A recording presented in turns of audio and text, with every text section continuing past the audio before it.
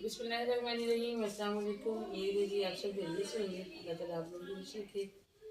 बहुत दिन हो गए हैं, मुझे तो याद भी नहीं कि दिन कितने हो गए हैं जब से व्लॉग हमारा नहीं आ रहा। बहुत सी बहनों ने कमेंट भी किए, पूछा भी, बार बार पूछा। व्हाट्सएप पे भी जिनके पास नंबर है वो रब्ता करती रही हैं और बार बार कहती रही हैं कि व्लॉग डालें व्लॉग डालें। शुरू में तो कोई ख़ास वजह नहीं थी और बस ऐसे ही ये था कि थोड़ा सा काम करवा रहे थे ऊपर, जिसकी वजह से ब्लॉग जो है वो बन नहीं पा रहा था और कुछ तबीयत ठीक नहीं रही मेरी। ऐसे छोटे मोटे मसाइल थे, कुछ खास नहीं था ऐसा। और फिर बारिशें रही, जिसकी वजह से फिर हम ऊपर नहीं आ सके, ब्लॉग नहीं बना सके। और जब कभी भी मेरा ब्लॉग कुछ दिन नहीं आता तो सारी बहनों को अब्बू की फिक्र पड़ जाती है कि आपकी अम्मी के घर में तो सब खैरियत है, अब्बू तो ठीक हैं। तो पिछले बुध को हम लोगों ने प्लान किया कि एक बुध अभी परसों गुजरा ना, आज जुम्मा है, आप सबको नजर से जुम्मा मुबारक। और पिछली जो बुध है ना, बुध को हम लोग आए हैं ऊपर। मैंने उधर से भाभी को बोला कि मेरा ना बच्चों को भेज दो, ऊपर से हमने सफाई करनी है, काम मुकम्मल हो गया तो कल से ना हम अपना मॉर्निंग से ब्लॉग शुरू करेंगे। तो भाभी ने भेजा बच्चियों को, हम लोग मिलके तो शुरू कर रहे थे काम। अभी कोई आधा पौना घंटा ही गुजरा तो उधर से ना छोटी भाभी की कॉल आई है, कहती है बाजी आप ना ज़रा आए, मामा जी की तबीयत ठीक नहीं है। तो मैंने कहा इकबाल साहब को भेजूँ खुद आऊँ, तो कहती है नहीं आप खुद आएँ, भाईजान को ना भेजें। मैं थोड़ी परेशान हुई, मैंने कहा कभी ऐसे इन्होंने बोला नहीं है तो मैं हैर करे, मैं जल्दी से चली गई। तो जब मैं गई हूँ तो गली मोहल्ले की भी दो तीन औरतें वहाँ पे जमा थी और सारे अब्बू के गिर्द जमा हुए थे। और अब्बू को ना भाई भी आ गया, जैसे मैं गई हूँ तो बाजार से दुकान से भाई भी आ गया, भतीजा भी आ गया।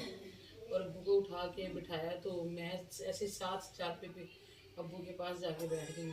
तो अब्बू ने ना ऐसे सारे लोगों को छोड़ के ना, तो ऐसे मेरी तरफ ना सर घुमा के देखा अब्बू ने, काफ़ी देर ऐसे गौर से मुझे देखते रहे।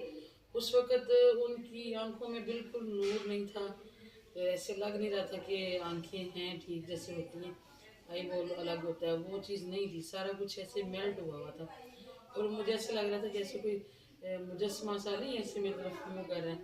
तो मैंने समझा अब्बू मुझे पहचान रहे हैं। मैंने कहा अब्बू जी, अब्बू। अब्बू जी ने 3 आवाज़ें दी अब्बू के, ऐसे बाजू पे पकड़ के ना। तो इतनी में भाई कहता है कि उनसे नहीं बैठा जा रहा, उनको लिटा दें।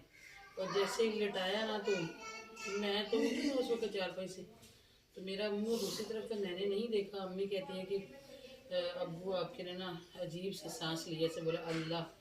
तो लिटाते जैसे वो लिटाया तो उनकी शायद आंखें घूमी हैं, मैंने तो नहीं देखा। वो भाई छोटे ने शोर मचा दिया कि अब आंखें घुमा गए, इनको लेके चलो जल्दी से। मोहल्ले से एक दो डॉक्टर, वो भाई गया, छोटा भतीजा मोटरसाइकिल लेके, लेकिन कोई नहीं मिला। फिर हम लोग फटाफट अब्बू को हॉस्पिटल ले गए थे, गांव में ही छोटा सा प्राइवेट हॉस्पिटल है। तो वो डॉक्टर साहब जो है ना, उनका एक अपना मिजाज है, वो हमारी समझ से बाहर है कि वो क्या चीज़ है। हम लोग जैसे ही वह उधर जाके ना भाई ने अब्बू को लटाया तो वो बड़े आराम सुकून से, हम लोग उस वक्त बहुत टेंशन में थे, अब्बू की अजीब अजीब सी सांस आ रही थी। तो उनको बोला कि इमरजेंसी अगर आ जाए, लेकिन वो बड़े ही आराम से उन्होंने अपना सर घुमाया और अब्बू की बस चेक किए और बीपी चेक किया तो कहते हैं इनको ना गुजरावाला। मैंने बोला डॉक्टर साहब कोई छोटा सा थोड़ा बहुत कोई आसरा हो जाए कि हम लोगों ने गुजरावाला जाना, घंटे डेढ़ का सफ़र है, कोई मतलब थोड़ा आसरा तो कर दें कि पहुंच सके हम लोग वहाँ पे। तो कहते हैं नहीं आप इनको ले जाएं, ये कुछ नहीं लेना ना, ये एक्सपायर हो जाएंगे। तो अजीब सा जवाब था डॉक्टर का, मेरी समझ में नहीं आया कि दवाई देने से एक्सपायर हो जाएंगे। पर उस वक्त हमारी जो समझ में आया हम लोग निकल गए और अब्बू को बिठाया। तो भतीजा था पीछे, भाभी थी, उन्होंने अब्बू को झटका हुआ था। उससे पहले मैं बैठी थी, लेकिन मेरे से अब्बू समझ नहीं गए कुछ, गाड़ी पे ना वो सीटों पे वो भी शापर सा लगा हो, तो अब्बू स्लिप हो गए नीचे, मेरे से ऊपर नहीं हो रहे थे। मैं और भाभी दोनों कर रही थी। फिर वो भतीजा मेरा कहता आप आगे चले जाए, मैं बैठता हूँ, दादा को पकड़ता हूँ।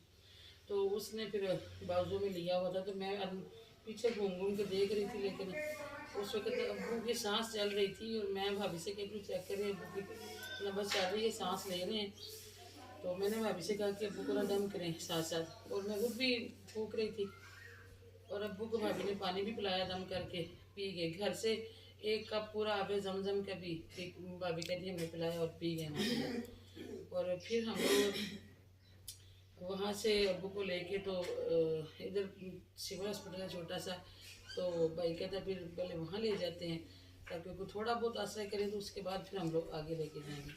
और सिविल हॉस्पिटल में भाई की जान पहचान थी, उसने पहले ही कॉल कर दी ताकि कोई आगे आगे फटाफट। जैसे ही हम लोग पहुँचे हैं ना, तो महक के पापा भी वहाँ पहुँच गए फ़ौरन बाइक पे। तो दरवाज़ा खोला गाड़ी का, तो इन्होंने फटाफट अब्बू को ना पकड़ने की कोशिश की है। चेक किया तो अब्बू की नब्ज़ नहीं चल रही थी। 4:48 का टाइम होगा यकीनी, क्योंकि मैंने बाद में आके देखा, उस टाइम मैंने भाई को कॉल की थी तो 4 बज के तो 52 पे कॉल हुई हुई थी। तो उससे मुझे आइडिया होता है कि उससे 2-3 मिनट पहले जो है ना वो भी स्टाफ भी आ गया अंदर से हॉस्पिटल से, तो उन्होंने भी आके चेक किया, तो उन्होंने भी कहा कि अब्बू नहीं है।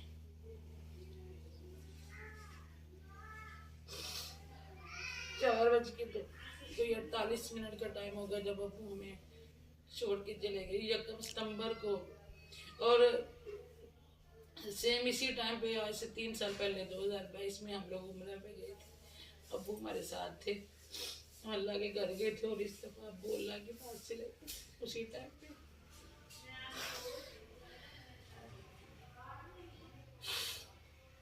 मैं उस दिन से कोशिश कर रही थी कि मैं आप सबको बता दूं, लेकिन मेरी हिम्मत नहीं हो रही थी। मैंने स्कूल वाले दिन भी कोशिश की कि मैं थोड़ी सी रिकॉर्डिंग करके तो शेयर कर देती हूँ, लेकिन मैं जैसे शुरू करती थी तो मेरे से बर्दाश्त नहीं होता था, रोना आता था, बोला नहीं जाता था, जिस वजह से मैं आप लोगों को नहीं बता सकी।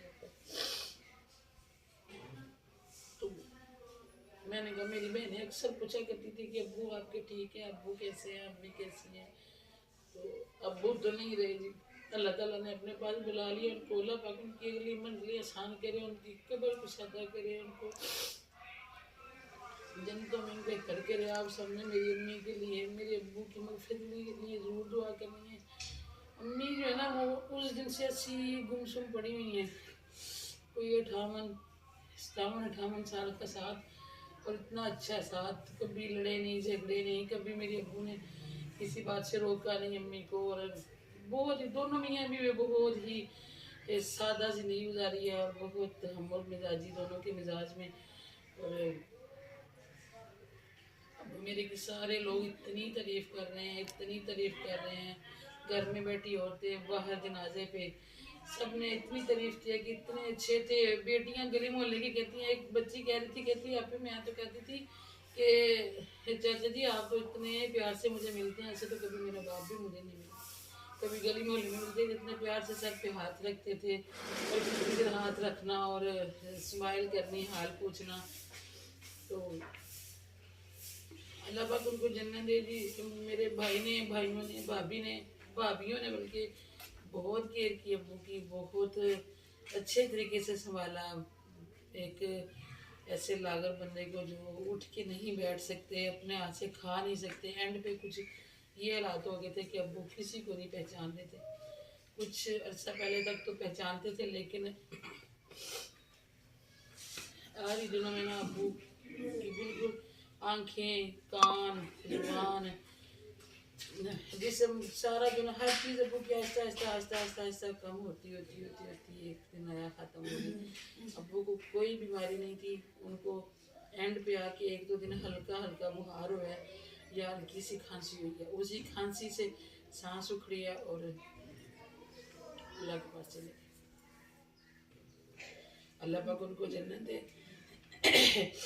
मैंने कहा मैं आप सबको बता देती हूँ, आज जुम्मा है और आज भी वो के लिए एक ख़त्म रोज़ का थोड़ा सा इंतज़ाम है। बहन भाई आएंगे उस दिन से दोनों मेरी बहनें भी और मैं भी, हम लोग उधर ही होते हैं। औरतें आती रहती हैं और हम लोग बैठ के अबू के मगफिरत के लिए दुआ करते हैं, पढ़ाई करते हैं।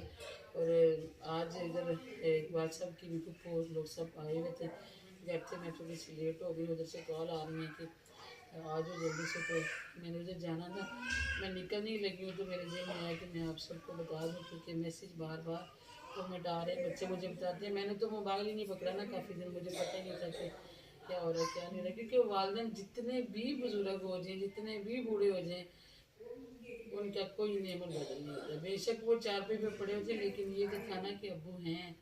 बेशक वो बोलते नहीं थे, पहचानते नहीं थे, लेकिन हमें तो पता था ना कि हमारे अबू हैं।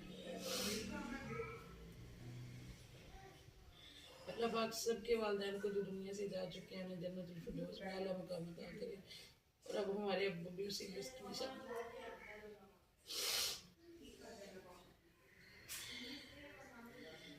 चले जी, सबने जाना है, वादा करके आए हैं, सबने ही चले जाना है। लेकिन ये आप सब समझ सकते हैं कि रिश्ते जब ऐसे होता है कि ज़िंदगी से बिल्कुल उनका नामो निशान निकल गया तो दिल पे क्या गुजरती है। और खास तौर पे वालदैन तो उस दूसरे दिन फिर वो बड़े भाई हैं तो सब औरतें कहती हैं कि आप भाई के सर पे पग रखें, और उस पर जिम्मेदारी डाली जाती है, बूढ़ा भाई जिम्मेदारी। तो भाई हमेशा ही जिम्मेदारियाँ निभाते हैं। अब्बू तो बहुत टाइम से भाइयों ने अब्बू को काम करना छुड़वा लिया था और हमेशा से वही करते आए हैं। लेकिन फिर भी एक उन्होंने कहा जी नहीं, एक बाकायदा तौर पे तो वो सब करते हुए भी एक बड़ा इमोशनल वहाँ सीन बन गया था। भाई भी बहुत रोए। और अल्लाह पाक उनको ज़िंदगी तंदुरुस्ती दे।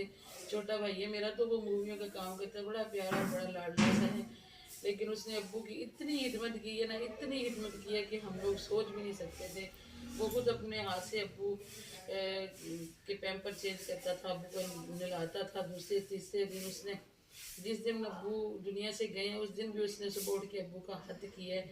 और पहले छोटी छोटी दाढ़ी रखते थे, तो तब उसने थोड़ी दाढ़ी बढ़ाई है अब्बू की ना, कोई 1 इंच 1.5 लंबे बाल थे, तो इतनी प्यारी वो दाढ़ी लग रही थी। और अब्बू की आईब्रोज में भी एक कोई बाल लंबा हो जाता था, वो भी कटिंग करना, मूछें सेट करके रखना। अब्बू आ रहे टाइम तक मेरे इतने प्यारे लग रहे थे और फ्रेश लग रहे थे।